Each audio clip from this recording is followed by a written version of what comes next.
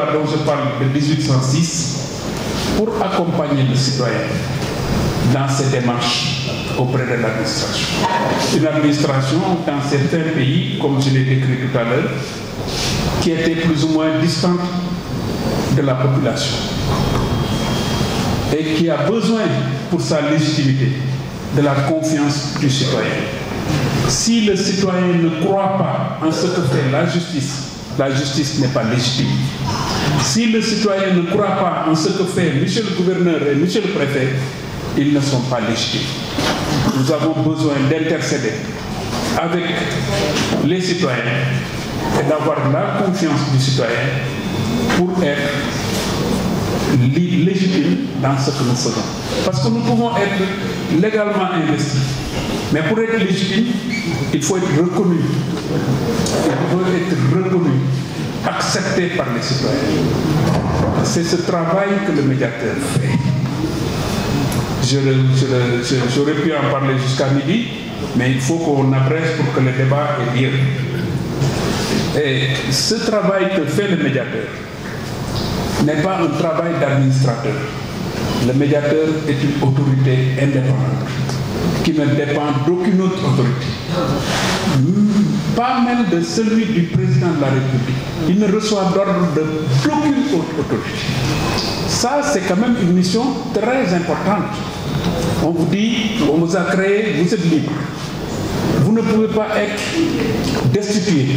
Vous ne pouvez pas être affecté.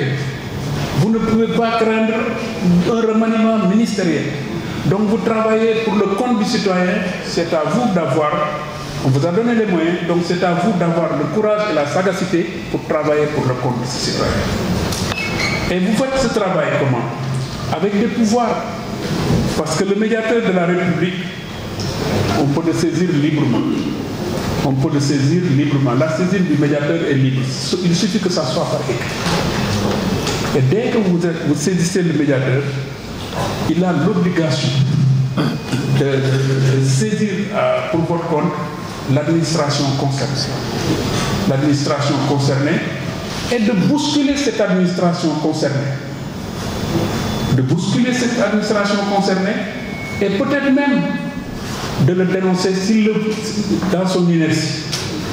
Donc, il peut provoquer des réponses de l'administration. Qui répond heureusement? L'administration sénégalaise répond, l'administration coopère avec le médiateur. Ça, c'est pour vraiment rassurer monsieur le gouverneur. Notre administration est réactive aux saisines du médiateur de la République.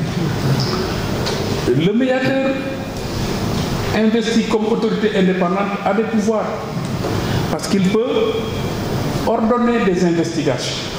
Quand il est saisi d'une question qui nécessite des investigations, il peut saisir les corps de contrôle de l'État, que seul le président de la République peut actionner. Le médiateur peut saisir l'inspection générale d'État, le médiateur peut saisir la Cour des comptes, le médiateur peut saisir, comment il s'appelle encore, l'inspection générale de la justice, tous les corps de contrôle de l'État et leur assigner des missions qu'ils vont exécuter, sans demander la permission de personne. Le médiateur de la République peut, sur une question comme on l'a dit tout à l'heure, il peut se saisir d'une question lui-même et la dénoncer au président de la République, au ministre concerné. Nous le faisons à longueur d'année quand nous voyons des manquements, et vous verrez dans le rapport que dans les cas où il y a des conflits de citoyens avec la justice, leur entrée en prison est parfois problématique. Ceux qui sont curieux entendent parfois des personnes se plaindre des fouilles, des palpations, des fouilles intrusives quand on est au contact de la prison pour la première fois. Nous dénonçons ce comportement en disant aux autorités, si vous êtes capable de contrôler quelqu'un dans sa maison avec un bracelet électronique, vous devez pouvoir vous passer de la fouille de palpation, de la fouille intrusive qui amène à dénuder la personne. Ce n'est pas conforme à notre tradition et ça brise parfois les personnes dans leur élan de vie.